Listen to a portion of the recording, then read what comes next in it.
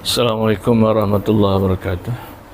Bismillahirrahmanirrahim. Alhamdulillah rabbil alamin wassalatu wassalamu ala asyrafil anbiya wal mursalin sayyidina Muhammad wa ala alihi washabihi ajma'in. Subhanaka la ilma lana illa ma 'allamtana innaka antal alimul hakim. Rabbi shrah li sadri wa yassir amri wa hlul 'uqdatam min lisani yafqahu qawli. Sadaqallahu alazim. Yang muliakan jawatan kuasa muslimin muslimat rahmat Allah sekalian, alhamdulillah syukur kita kepada Allah Taala dan limpah kerana dapat kita solat berjemaah dan insya-Allah menyambung kuliah kita. Mudah-mudahan dengan ilmu yang kita belajar itu dapat kita gunakan sebagai alat untuk mengabdikan diri kepada Allah Subhanahu wa taala. Dan insya-Allah hari ini kita masih lagi bicara tajuk mengenai sembahyang zahir, sembahyang batin. Qala mu'allif rahimahullah ta'ala wa nafa'ana bihi wa bi ulumihi wa barakatihi ajma'in. Al-Fatihah. A'udzu billahi minasyaitonir rajim. Bismillahirrahmanirrahim. Iyyaka na'budu wa iyyaka nasta'in. Ihdinas siratal mustaqim. Shiratal ladzina an'amta 'alaihim ghairil maghdubi 'alaihim waladdallin. Amin. Okay, kita masih lagi bicara tajuk mengenai sembahyang zahir, sembahyang batin ya. Jadi sembahyang ni merupakan satu kewajipan ya. Menuntut ilmu mengenai sembahyang pun satu kewajipan. Jadi maknanya sembahyang pun wajib, ilmu yang bersangkut dengan sembahyang pun wajib kena belajar, kerana sahnya ibadah itu adalah dengan ilmu. Itulah menuntut ilmu ni wajib, sebagaimana sabda Nabi SAW, talabul ilmi faridatun ala kulli muslim wal muslimah. Menuntut ilmu itu wajib atas Islam laki-laki, atas Islam perempuan. Tujuan menuntut ilmu itu untuk apa? Untuk nak mengesahkan amal itu. Kerana amal banyak mana sekalipun, kalau tidak bertolak dengan ilmu, maka ditolak. Inilah disebut dalam kitab Matan Zubat sana menyatakan wa kullu man ya'malu bi ghairi ilmin ya wa kullu man ya'malu bi ghairi ilmin. Siapa beramal tanpa ilmu, amaluhu, maka amalannya mardudatun, ditolak, la tuqbalu, dan tidak terima. Sebetulnya sembahyang pun wajib, ilmu sebut dengan sembahyang pun wajib. Tak boleh hanya semata sembahyang saja, tapi tidak menghayati atau mempelajari ilmu-ilmu yang bersangkut dengan sembahyang. Dalam selepas kita telah menceritakan sembahyang zahir, sembahyang batin. Apakah maksud sembahyang zahir, sembahyang batin itu? Sembahyang zahir ialah sembahyang yang mempunyai syarat-syarat yang tertentu, seperti syarat sah, syarat tak rukun, itu kena tahu lah, syarat qabul, dan juga syarat wajibnya. Jadi makna itu dia katakan sembahyang batin tu mesti memenuhi syarat-syarat tersebut. Itu bersangkut dengan sembahyang zahir. Yang bersangkut dengan sembahyang batin ialah seperti memahami makna-makna dia. Muka surat 10 kemarin yang termasuk sembahyang batin itu mesti ada tazalul. Tazalul maksudnya bila seorang tu sembahyang mesti dia menghinakan diri di masa sembah Allah. Maksudnya tidak ada benda yang lain yang diingat, tidak ada benda lain yang dimuliakan, hanya Allah. Muka surat 10 kan. Dan juga sembahyang batin itu melibatkan hati, mesti yang nombor 2 mesti tafahum. Tafahum maksudnya faham, apa itu sembahyang umpamanya, dan apa itu sembahyang, dan apa maksud apa yang kita ucap dalam sembahyang tu. Dan yang ketiga, sembahyang batin itu dipanggil tadabbur. Tadabbur ni maksudnya, kalau ikut tadabbur ni kelima dabar ni maksudnya ialah di hujung sesuatu ibadat tu, atau di belakang satu ibadat tu, apa yang nak diambil pengajaran daripadanya. Itu makna tadabbur itu. Maksud lepas sembahyang tu kita fikir, apakah benda yang kita nak ambil daripada hasil yang kita baca, yang kita buat dalam sembahyang. Contohnya bila kita baca dalam sembahyang, ada bacaan-bacaan yang rukun, seperti baca Fatihah umpamanya. Jadi bacaan-bacaan itu apakah maksudnya? Contoh disebut Bismillahirrahmanirrahim, dengan nama Allah yang amat murah lagi amat mengasihani. Apa tadabburnya? Apa di belakang selahnya kita membaca itu? Ayat itu mengatakan dengan nama Allah yang amat murah lagi amat mengasihani. Jadi apa perlu ambil pengajaran? Iaitu bila kita baca Tuhan tu amat pemurah, maka tadabburnya, hasilnya kita kena ikutlah. Kalau Tuhan pemurah, kita pemurah juga. Ar-Rahim, Tuhan tu Maha Penyayang, Pengasih. Itu maksud bila penyayang mengasih tu, kita nak adalah sebab penyayang mengasih. Itu maksud tadabbur tu. menghayati makna-maknanya itu, di belakang tu apakah tindakan nak buat. Takkan kita puji Tuhan yang murah tapi kita tak murah. Kita puji Tuhan penyayang tapi kita tidak penyayang. Jadi itulah maksudnya. Tadabbur itu mengambil intipati daripada apa yang belajar. Walaupun suruhan tu banyak, sekurang-kurangnya jangan tinggalkan semua. Dan mula-mula Tuhan kata Bismillahirrahmanirrahim, dengan nama Allah yang murah. Maknanya kalau awak tak ada maksud atau itu tidak ada keperluan, bawahnya tidak ada benda bawahnya, kita mungkin boleh ambil yang kedua. Contohnya Ar-Rahim, penyayang. Awak yang murah apa bukan orang hartawan, tapi sekurang-kurang menjadi orang yang penyayang. Walaupun tidak ada harta sekalipun, tapi penyayang sesama Allah. Tidak ada perasaan benci, tidak ada permusuhan dan sebagainya. Betul, di antara perkara-perkara berjaya dakwah Rasulullah itu kena akhlak dia. Rasulullah berbuat baik kepada orang baik dengan dia, dan Rasulullah buat baik kepada orang tidak baik dengan dia. Itu dipanggil Ar-Rahim tu. Maha pengasih tadi, atau maha penyayang tadi. Jadi makna walaupun tuntutan tu banyak, tapi mesti ada sedikit di belakang kesudahan apa yang kita sebut tu, kita ambil pengajaran daripadanya. Itu maksud tadabbur. Jadi semayang zahir, semayang batin. Semayang zahir melibatkan anggota. Anggota kita ni, rukuknya, sujudnya, iktiraf sebagainya. Kerjanya apa? Menyembah Allah. Semayang batin melibatkan hati. Bila kita semayang, hati pun nak semayang juga. Jangan zahir je semayang, jangan anggota je semayang, tapi hati tak semayang. Jadi maksudnya semayang zahir itu melibatkan anggota, mesti ada tahu syaratnya, ada rukunnya, sunat-sunatnya kan. Itu kita dah belajar nasi lepas apa ni? Isi semayang tadi 3 kan. Ini melibatkan semayang zahir. Ada yang perlu kita lakukan. Syaratnya tahu, rukunnya tahu, sunat pula terbagi 2 bahagian.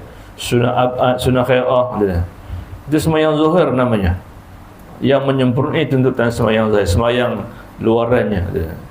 Jadi syarat ibarat seperti nyawa. Kalau tak belajar syarat-syarat semayang, ibarat seperti semayang tak bernyawa. Macam orang juga lah. Ada kepala, ada badan, ada anggota, tapi nyawa tak ada. Maka tak dianggap hidup seseorang itu. Itu semayang. Kalau tidak mengerti syarat-syarat tu, maka ibarat seperti semayang tu tak ada nyawa. Rukun ibarat apa? Nasi lepas kita ulang-ulang balik ni supaya ingat.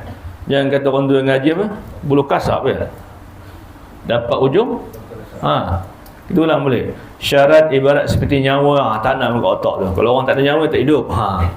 Rukun ibarat seperti apa? Kepala dan badan.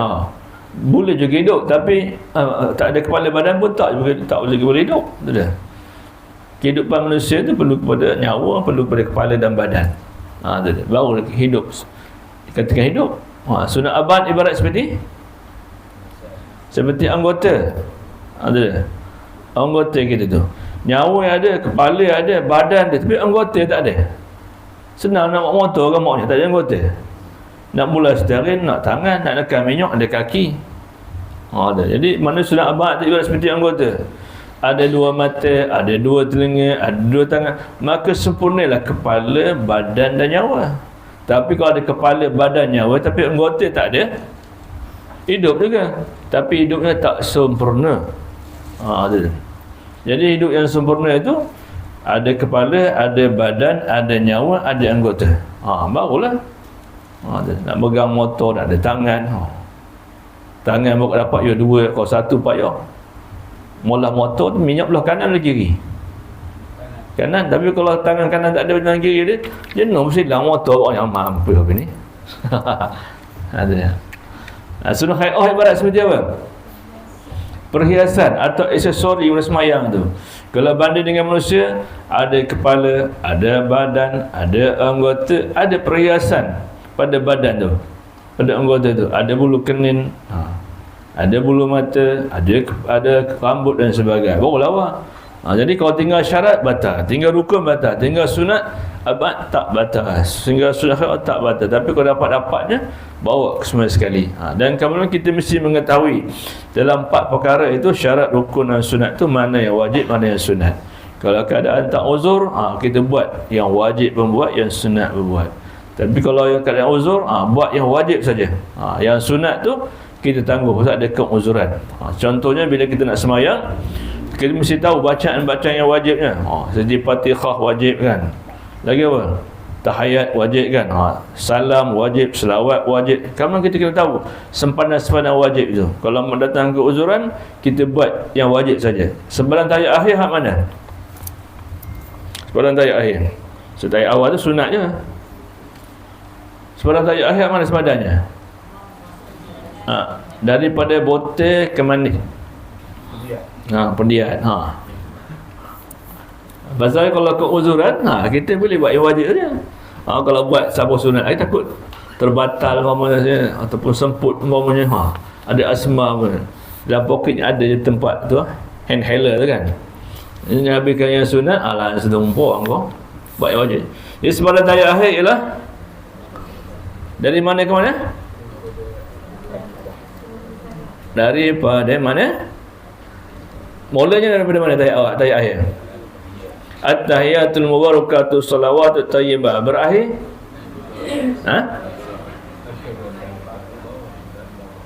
berakhir mana? Ini pasal ulang-ulang balik ke kata ulang lagi lebuh. Allahumma salli Muhammad.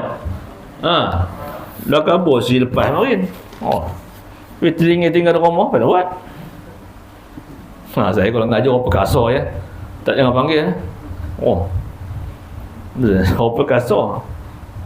Ngatir saja, marah saja. Ada nak ngatir kat orang, dia berubah. Ngatir kat tiang, apa berubah? Sebenarnya tahiyat akhir bermula at-tahiyatul mubah sampai wa asyhadu anna Muhammadar Rasulullah. Itu yang wajibnya. Selawat tu dah rukun yang lain.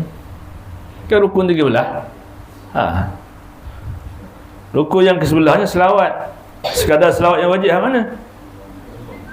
Allahumma salli ala Muhammad. Selawat dahulu itu sunat je. Wa ala ali Muhammad kama sallaita ala Ibrahim wa ala Ibrahim sampai fil alamin innaka Hamidum. Itu sunat saja. Jadi kalau kita ada keuzuran, kita buat yang wajib lah. Dah semput sangat. Jawab asma tu memang tak lepas-lepas inhaler tu. Dah sampai fil alamin itu tumpuk langsung. Kita buat yang wajib saja.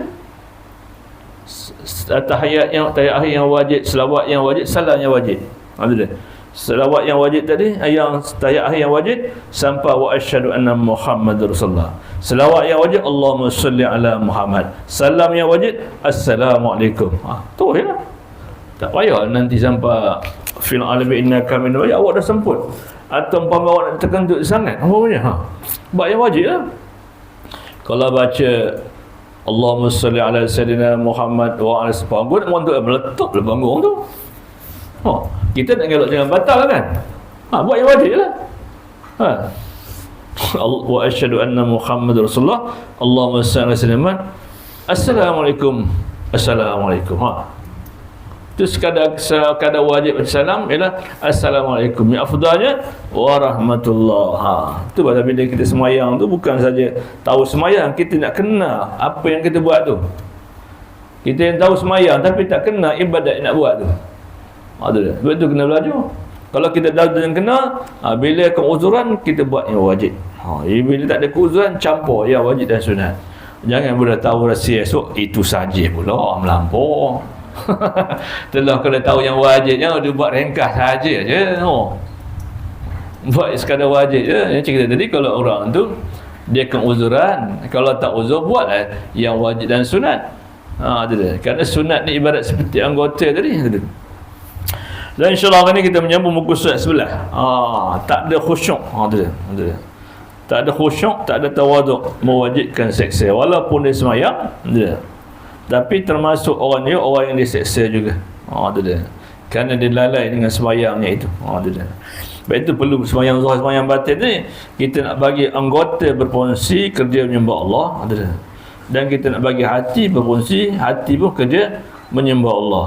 Jadi kata tak ada khusyuk dan tawaduk. Khusyuk ni tetap tawaduk tu merendahkan diri. Jadi khusyuk ni melibatkan anggota luaran.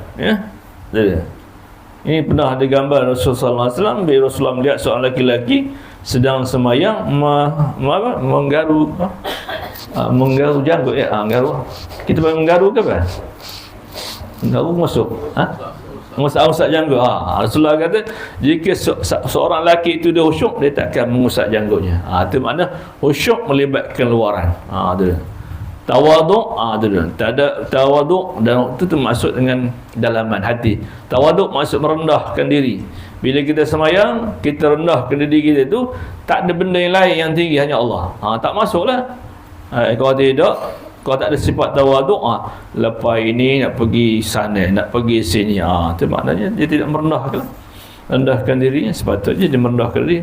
Pada semayang hanya ingat Allah Ta'ala saja. Kata Imam Ghazali rahimahullah ta'ala, maksudnya semayang orang tak khusyuk tadi kena orang tak ada khusyuk, tak ada tawaduk tu kena maksudnya macam mana dia? Dibandingkan orang yang sembahyang dengan kefiat sembahyang zahir dan batin. Itu dia. Maknanya bila nak dapat khusyuk tu, dia mesti ada sembahyang zahir, sembahyang batin. Tapi kalau zahir saja tak ada batin, itulah tak ada khusyuk tadi.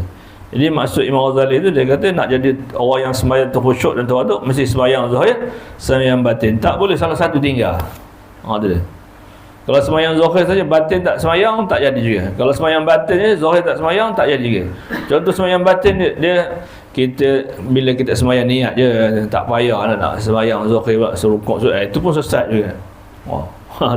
Ada orang tu kan niat komen bertepuk pergi masjid surah tu, sembahyang senang je, sembahyang batin, niat nak sembahyang je, tak payah nak rukuk sujud sebagai masjid, itu pun sesat juga. Dia tak boleh.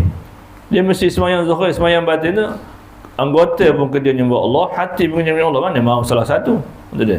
Jadi kalau seorang tidak ada salah satu daripada dua ini, maka ini yang kata Imam Ghazali ini wajib kena seksa orang tu. Bermakna tak khusyuk, itu melibatkan yang zahir.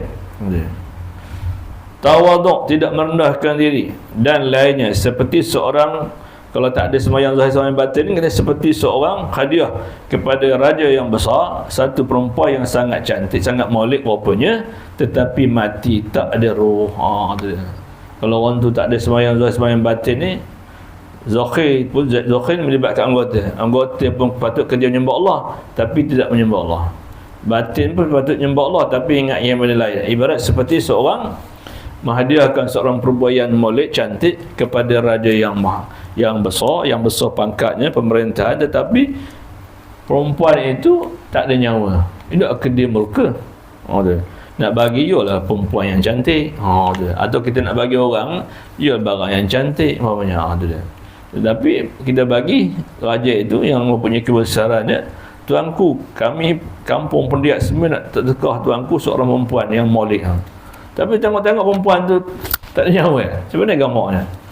Tentulah tuanku tu murka. Begitu apatah lagi Tuhan ni. Tuhan ni dia raja segala raja. Kita hadiah, bukan kita hadiah, kita sembahkan ibadat yang kita buat itu seperti seorang perempuan yang tak ada nyawa. Begitulah dia kata Imam Ghazali itu, dia kata orang tak ada khusyuk tawaduk ni. Khusyuk tu melibatkan sembahyang zahir, tawaduk tu ibarat seperti sembahyang batin, ibarat seorang menghadiahkan kepada raja yang besar pemerintahan seorang perempuan yang cantik tapi tak ada nyawa, tak ada roh, tentulah ia murka. Dan dibandingkan orang tidak sempurna zahir, dan dibanding pula orang tidak sempurna zahir, sembahyang zahir tak sempurna. Sembahyang zahir itu melibatkan seperti syarat, rukun, sunnah abad, sunnah hay'ah. Bagaimana keadaannya? Dibandingkan kalau orang tu semayang tak sempurna syarat, tak sempurna rukun, tak sempurna sunat-sunat yang tadi. Bermakna tidak sempurna dan tidak elok rukun dan sunat-sunatnya. Rukun pun tak elok, sunat pun tak elok umpamanya.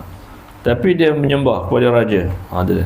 Ini Allah SWT. Seperti seorang hadiah kepada raja yang besar satu perempuan tetapi tak ada tak ada kepala dan tak ada dua mata dan telinga. Begitulah keadaannya. Hinanya seseorang itu bila dia tak sempurna rukunnya, tak sempurna syaratnya dan sunat-sunatnya, ibarat seperti seorang hadiah kepada raja yang besar pemerintahan satu perempuan tetapi tidak ada kepala, tidak ada kepala, kepala tak ada, kaki pun tak ada, tangan pun tak ada, dua matanya pun tak ada walaupun dia hidup. Dia menyerah kepada orang yang seluruh anggotanya hidup elok semua sekalipun Tuhan raja itu murka, apatah lagi menghadiahkan kepada perempuan terhidup tapi tak ada kepala, tak ada kaki, tak ada dua mata dan telinga walaupun hidup, maka tentulah dia murka dia. Maka apalah balasan raja kepada dua orang itu? Orang yang pertama hadiah pada raja tadi. Yang pertama tadi, orang pertama dia menghadiah pada raja itu cukup anggota perempuan tu, tetapi tak bernyawa. Yang kedua pula dia hidup tetapi orang yang perempuan yang hadiah tu cacat umpamanya, anggotanya cacat, maka tentulah raja itu murka. Maka apalah balasan raja kepada dua orang itu? Ibarat seperti dua orang semayang tadi. Tentu dia balas akan seksa dengan serta-merta. Raja itu punya pangkat yang besar, pemerintah yang besar umpamanya. Tentu kita seolah menghandlekan dia, tentulah orang tu akan dibalas segera seksanya. Lebih lagi orang yang menghadiahkan sembahyang kepada Tuhan, raja sekalian raja, raja dunia pun itu, kalau kita hadiahkan demikian dan tidak murka, apatah lagi raja sekalian raja, ini Allah SWT. Dengan tidak sempurna sembahyang zahirnya atau sempurna sembahyang zahirnya tetapi sembahyang batin yang tidak sempurna, maknanya sembahyang mesti melengkapilah sembahyang zahir, sembahyang batin. Sembahyang zahir melibatkan kepada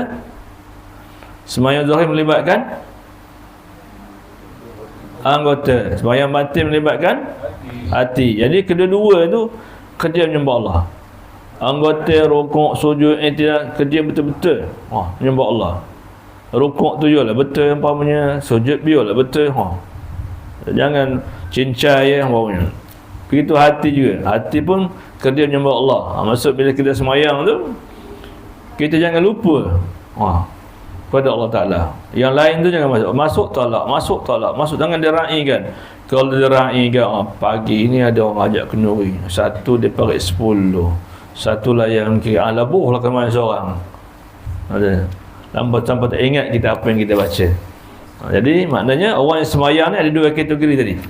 Kalau semayang zahir saja, ibarat seperti seorang menghadiahkan kepada raja seorang perempuan yang cantik tapi tak ada nyawa.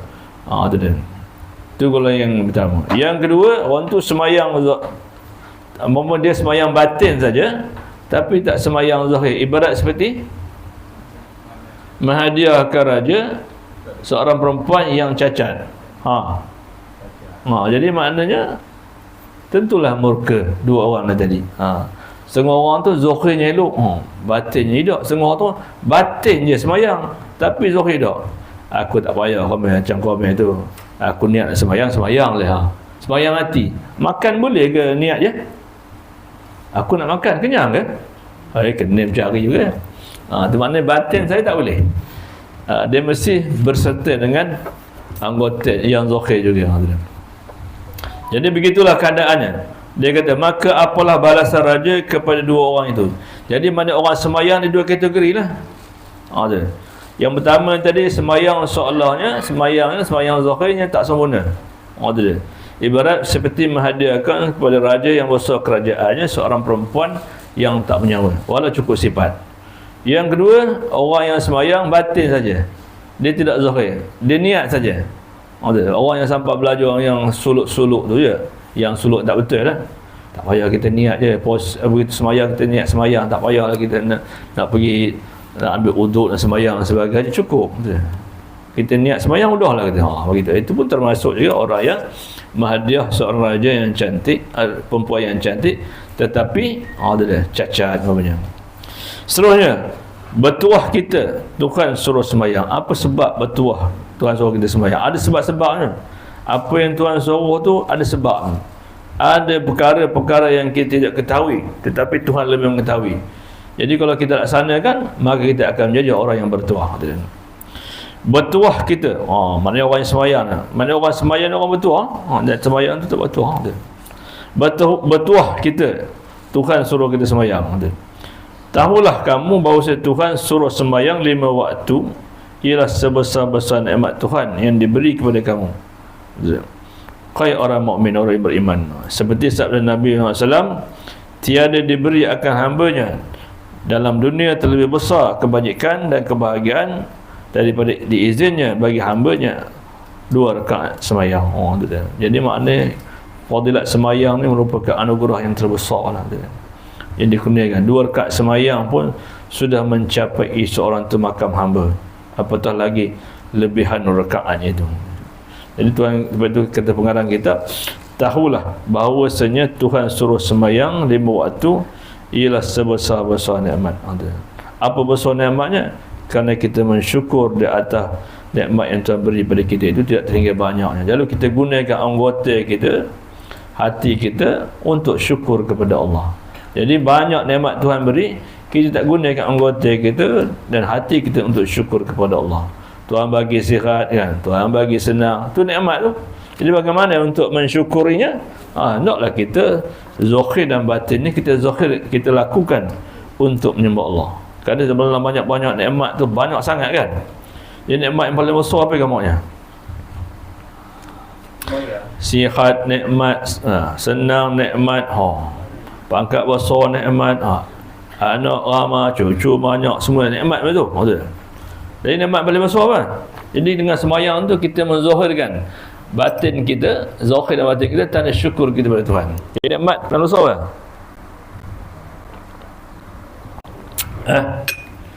Apa nama paling besar? Kita rujuk setiap ibadat ni, apa benda kena rujuk pada akidah atau tauhid.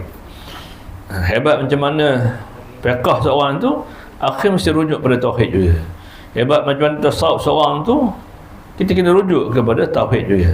Begitu hebat seorang tafsir sekalipun, hadis sekalipun, kita rujuk kepada ilmu tauhid. Kerana ilmu tauhid asas segala ilmu lain. Ilmu lain tu khadam bagi ilmu tauhid. Raja segala ilmu tu ilmu tauhid. Jadi nikmat paling besar apa? Cuba bagi contohnya. Diam saja. Sihat nikmat, senang nikmat, dapat anak nikmat, semua nikmat. Semayang pun nikmat. Jadi nikmat paling besar kan? Redha, sihat, Islam. Kita dah belajar bab tauhid dulu. Nikmat yang paling besar ialah nikmat ijad. Yang kedua nikmat amdad. Nikmat ijad maksud apa? Tuhan jadikan kita. Yang kedua, dikekalkan beberapa waktu. Baru datang sihat. Mentok sihat numpang kat mana? Baru datang senang, numpang kat mana? Baru datang iman, baru datang Islam, numpang kat mana? Kalau Tuhan tak jadikan kita, kerana dikekal beberapa waktu. Bila dia jadinya kita, dan dikekal beberapa waktu, baru datang nikmat iman, baru datang Islam. Maknanya nikmat ijad amdan ibarat seperti zat. Yang lain tu sifat, dia menumpang zat. Kan kita belajar bab akidah tu kan. Apa makna zat ni? Apa makna zat? Bukan zat makanan tu, manis, masin, kan. Zat tu diri. Itu dia. Tubuh sesuatu itu kepada makhluk Tuhan, bukan diri pula, bukan tubuh pula. Itu dia. Zat inilah tempat yang ditumpang. Contohnya botol ni. Botol ni zat. Sifat yang menumpang. Botol ni zat, yang menumpang zat ni sifat. Apakah sifat yang menumpang zat ni? Air lagi? Warna lagi? Kelas. Boleh? Tak dengar? Warna lagi? Tinggi, rendah, bulat, besar, kecil kan. Itu maknanya. Jadi nikmat paling besar ialah nikmat ijadun. Ijadun, wakaknya ijad. Ijad maksudnya Tuhan adakan kita. Tuhan jadikan tubuh kita.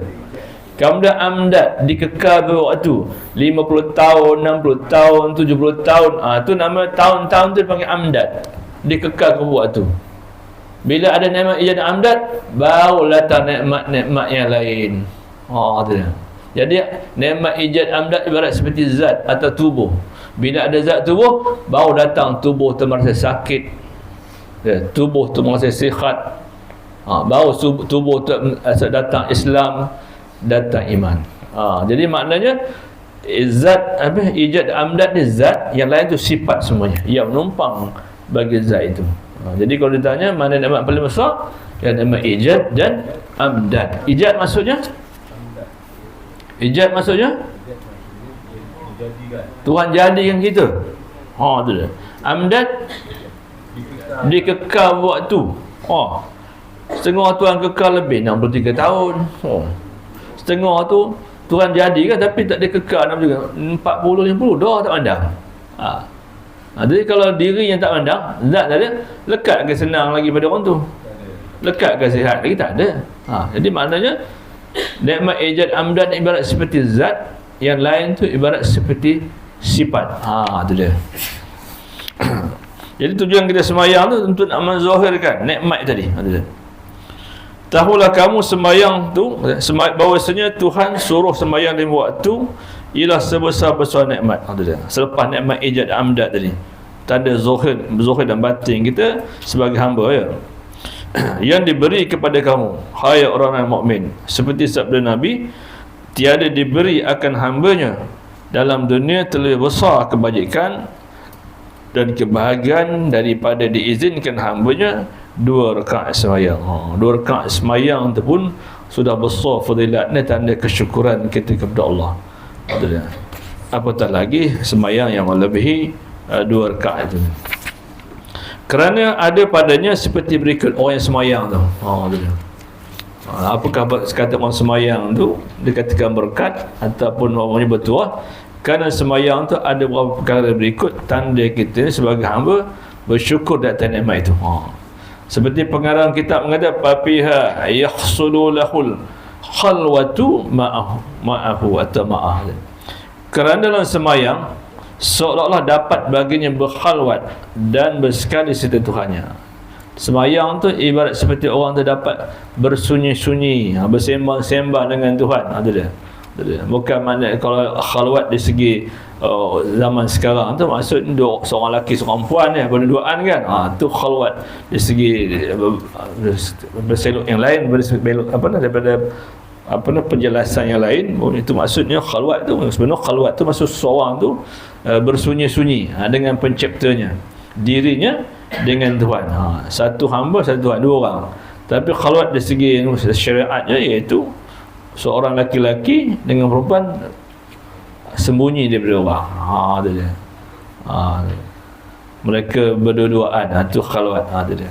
Tapi orang yang sembahyang ni berkhalwat juga, tapi bersunyi, iaitu kita dengan Tuhan. Itu dia. Satu kita sebagai hamba, satu dengan Tuhan. Di situlah kita mengadu segala apa-apa yang sepatutnya kita mengadu. Sebab itu semayang dari segi lughah maksudnya ialah doa. Waktu itulah kita mengadu masa kita berkhalwat dengan Tuhan tu. Dalam semayang dari segi lughah maknanya doa. Lepas jangka takbir doa saja. Dalam iftitah doa, dalam Fatihah doa tu dia.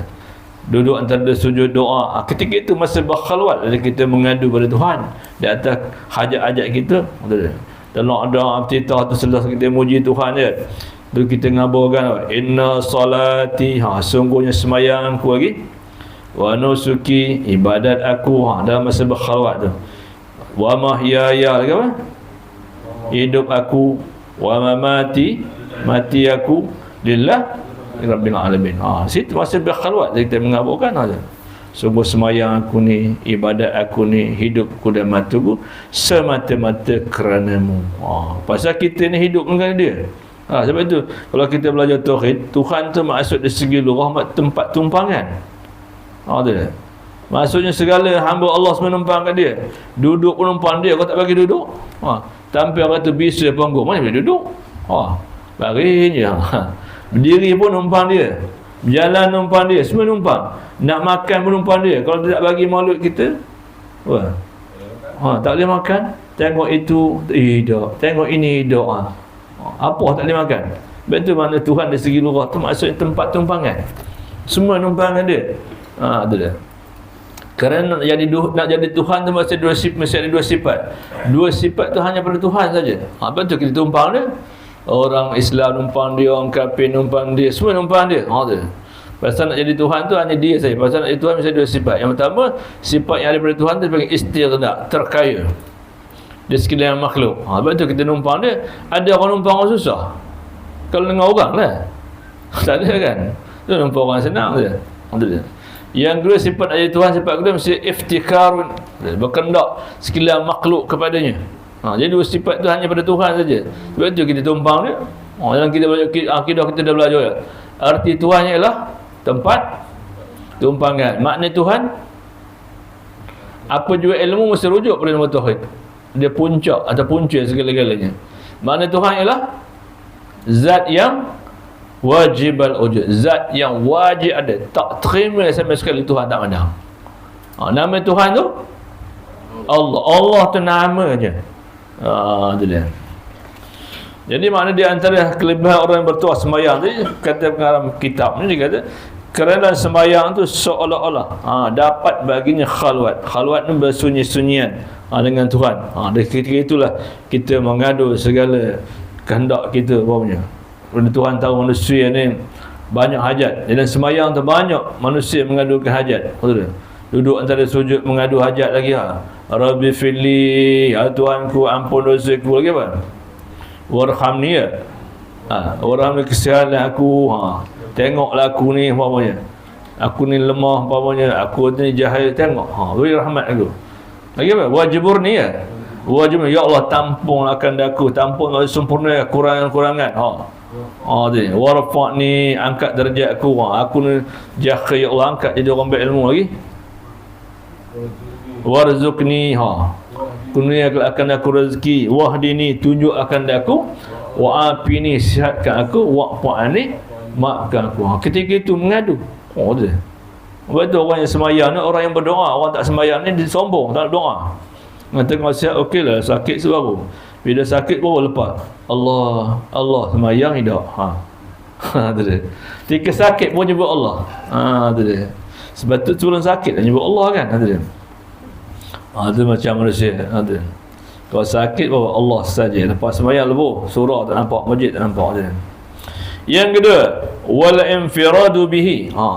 Orang yang sembahyang ni dan dapat berasing diri daripada manusia, dan bersekali dengannya. Bila kita sembahyang tu, kita dah banyak kawan dengan manusia. Kadang-kadang manusia ni ngajak benda tak baik ya.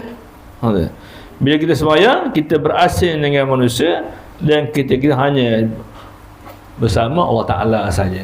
Tu dia. Jadi kalau bersama Allah Ta'ala ni, maknanya kita dekat daripadanya. Tapi kalau kita bersama manusia ni, kadang-kadang manusia ni menarik kita kepada jauh daripada Allah Ta'ala. Jadi untuk nak berkhalwat, bersunyi-sunyi dengan Tuhan, kadang untuk berasing dengan manusia, tak ada jalan lain dengan ibadat salat. Sebab itu Rasulullah bila gelisah je, Rasulullah SAW bila qamah bila kata. Kerana orang yang sembahyang, kerana nak bagi tenang tu sembahyang, kita tidak kan. Nak bagi tenang pergi tepi laut, tepi sungai, tu dah. Sebab itu Rasulullah daripada sahabat nak tenang, rehatkan kami dengan solat, kata. Wahai Bilal. Maka Bilal pun qamat dan azan dan qamat punya. Bila sembahyang tu tak ada lagi benda lain. Bila sembahyang tak ingat sakit lagi. Bila sembahyang tak ingat senang lagi. Bila sembahyang tak ingat kebun-kebun lagi dah. Tu dia. Tapi kalau umpama sembahyang ingat sakit lagi, ingat kebun, mana dia belum lagi mencapai kehendak khalwat ataupun dimaksud dia mengasingkan diri dengan manusia. Tu dia. Dan yang ketiga, betul orang sembahyang tak apa?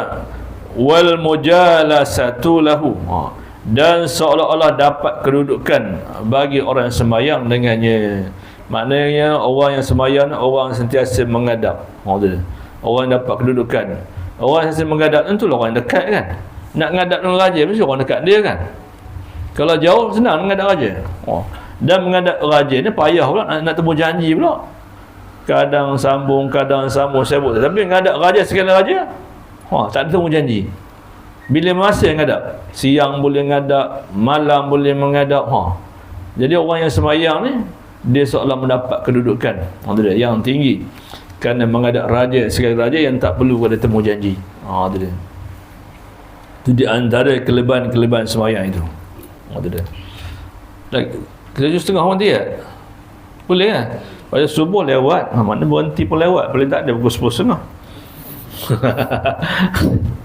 Ada yang cuti apa dah 4 rumah. Saya habis 7-6 hari cari dunia. Takkan sehari tak boleh cari akhirat. Melampau penuh. 7 hari mencari dunia saja. Besok mati dia bawa duit. Ada? Bawa pangkat. Bawa bini. Bohong je. Tak yang saja. Tumpuk tinggal orang seorang. Yang seterusnya, orang sembahyang, apa lagi di antara bertuahnya? wal inqita'u ilaih, dan memutus dirinya orang yang semayang daripada manusia dan menghadap penciptanya. Itu di antara kelebihannya. Dan seterusnya, wa fiha turfa'u an qulubihimul hujubu wal istaru. Dan dapat dalam semayang ini mengangkat daripada hati mereka itu akan dinding dan tabir yang terdinding antara manusia dengan Tuhan. Jadi maknanya kita ni bila kita dah semayang tu, mana kita angkat dinding kita ataupun benda yang menghalang kita tu dengan Tuhan, kita tutup. Hanya ketika itu hanya menghadap Allah Ta'ala saja. Dan seterusnya, wa tujla fiha haqa'iqul asyral, yang bermaksud dan nyata dalam sembahyang segala hakikat rahsia Tuhan yang tertutup. Jadi dapat rahsia Tuhan tu, yang tertutup tu hanya kita dengan Tuhan saja. Dengan orang kita tak tahulah. Jadi orang yang sembahyang ni Tuhan bagi rahsia-rahsia yang tidak disangka-sangka. Dan kadang-kadang manusia ni sebab susah pasal menyangka-nyangka lah, buat benda 10 ekar, sangka-sangka tak jadi. Dah pening kepala. Ada. Kadang-kadang kita sangka ndak orang tu, macam sebelum kita nak berkahwin ke, ndak orang yang cantik, orang yang lawa. Tok dapat yang tak apa lawa. Kita tahu rahsianya, kadang-kadang yang cantik tu nyusah kita lagi. Sebab kecantikan dia tu, dia seksanya kita. Lagi tak ikut perangai dia, lagi itulah. Orang yang tadi rupa nampak segi zahir tak elok, tapi dia tidak menyakitkan kita, menenangkan kita. Betul, sangkaan kita benda tu baik, kadang-kadang buruk bagi kita. Ini gambaran Al-Quran. Boleh jadi kamu menyangka sesuatu tu baik, tapi dia memburukkan kamu. Boleh jadi kamu menyangka benda tu buruk, kadang-kadang membaikkan bagi kamu. Ada. Jadi benda-benda sangka memang. Sebab itu kita kalau nak cari benda-benda yang tak disangka-sangka, bagaimana untuk cari benda sangka? Kita taat pada Tuhan. Bila taat pada Tuhan, Tuhan bagi rezeki yang tidak disangka-sangka. Contoh Tuhan kata dalam Quran kan, wa may yattaqillaha yaj'al lahu min amrihi yusra. Barang siapa takut pada aku beri dia keluasan, kemudahan. Banyak ayat Quran nyatakan nak punca dapat ketenangan, mendapat kebaikan tu, dapat rezeki tangka tu dengan kita takut pada Tuhan. Kadang-kadang kita sangka dia menyenangkan kita, tapi menyusahkan. Semua orang tu bendang banyak, getah banyak, tapi macam orang susah hidupnya. Pasal dia sangka-sangka. Tengok orang tu bendang, tak ada, tapi hidup macam orang senang. Yang pertama tak ada benda tapi susah. Yang kedua tak ada benda dia senang. Mana tak? Kalau ada benda penat ngulang jadi hambanya. Tapi kalau tak ada benda, tak ada ngulang, tapi benda tu ada. Mana tak? Kita kena mencari benda tu tak ada tapi senang. Jangan benda tak ada menyusah. Rugi. Apa ramai orang duit banyak tak sempat masjid, tempat tak sempat ke surau. Apa duit banyak sedia lah orang bertahan bagi masjid. Apa tak ada. Ada. Orang ni sikap borok je. Tapi ada kesempatan. Ada. Untuk ingat Allah Ta'ala. Itu kan kebahagiaan orang tu kan. Dan seterusnya, dan cemerlang sembahyang segala cahaya nur, wa tusyriqu fihal anwar, dan cemerlang dalam sembahyang segala cahayanya. Hidup ni cahaya, nak bagi lebih cahaya nak sembahyang. Ada satu cahaya atau mana satu benda yang memberi manfaat, tapi dengan cahaya saja, dengan kehidupan manfaat, tidak ada sembahyang, maka ibarat seperti walaupun bercahaya tetapi tidak memberi kepada seorang tu cahaya kepada diri seseorang itu. Cahaya ada tapi tidak menerangkan dirinya. Dan seterusnya, wa fiha takunul munajat. Dan dalam semayang pula dapat bermunajat. Munajat maksud sembang-sembang dan berbisik-bisik hambanya dengan Tuhannya, dan juga suka hatinya. Macam orang ngadu susah. Kalau ngadu musuh getik orang dengarnya. Tapi dia ngadu dengan Tuhan. Adulah pasal dia terkaya di sekalian makhluk. Maksud dia, kita kalau nak mengadu ni kepada yang terkaya, yang pada yang kaya. Kalau terkaya ni dia boleh mengadakan sesuatu atau tidak mengadakan sesuatu. Tapi kalau kaya nak berusaha baru dapat. Usaha baru kaya. Itu minta lagi dia marah. Nak usaha lagi, nak kaya. Tapi kalau terkaya, dia suci daripada usaha dan ikhtiar. Minta banyak-banyaknya. Kerana Tuhan amat suka orang banyak minta. Tapi manusia tak suka orang banyak minta. Sekali dua okey, dah masuk ketiga tutup pintu lah dia. Ini tak pindah lagi, nak minta lagi. Pasal manusia kaya kena berusaha dulu dapat kaya. Lepas itu bagi orang kena usaha lagi, tak dia korang. Tapi kalau terkaya, dia tidak berkendak pada usaha ikhtiar. Jadi Tuhan suka kepada orang banyak minta, dan manusia tak suka orang banyak minta. Jadi kena minta lah kepada orang yang suka minta. Ini Allah Ta'ala, kerana dia terkaya. Dan seterusnya, wahya silatun bainal abdi wa rabbihi azza wa jalla. Yang bermaksud, dan sembahyang juga dapat menghubung antara hamba dan Tuhannya azza wa jalla. Maknanya orang yang sembahyang ni orang yang sentiasa berhubung dengan penciptanya. Orang yang tak sembahyang, dia tidak berhubung dengan penciptanya. Dia ingat diri dia tak ada siapa yang mengawalnya. Jadi kalau orang sembahyang, dia tahu diri dia tu ada yang mengawalnya. Maknanya tak sunyi dia daripada perintah-perintahnya. Bila datang perintah, dia lah orang yang melaksanakan. Tapi kalau orang tak ada perhubungan, dia buat tak tahu je. Waktu sembahyang lepok aja, pasal perhubungannya tak ada. Tapi kalau orang ada perhubungan, dia takut. Bila takut, dia akan melakukan ketaatan. Dan insya-Allah kita sambung setiap akan datang menghadap hamba dalam sembahyang. Itu dia. Itu dia. Apakah tujuan kita menghadap tu? Itu dia. Kita sambung setiap akan datang. Wallahu a'lam. Bismillahirrahmanirrahim. Alhamdulillahirabbil alamin, wassalatu wassalamu ala asyrafil anbiya wal mursalin sayyidina Muhammad wa alihi washabihi ajma'in. Allahumma rizqna ya rabbana fahman nabiyyin wa hifdzal mursalin wa hal malaikatil muqarrabin ya arhamar rahimin. Wa sallallahu ala sayyidina Muhammad wa ala alihi washabihi wasallam. Alhamdulillahirabbil alamin. Wallahu a'lam.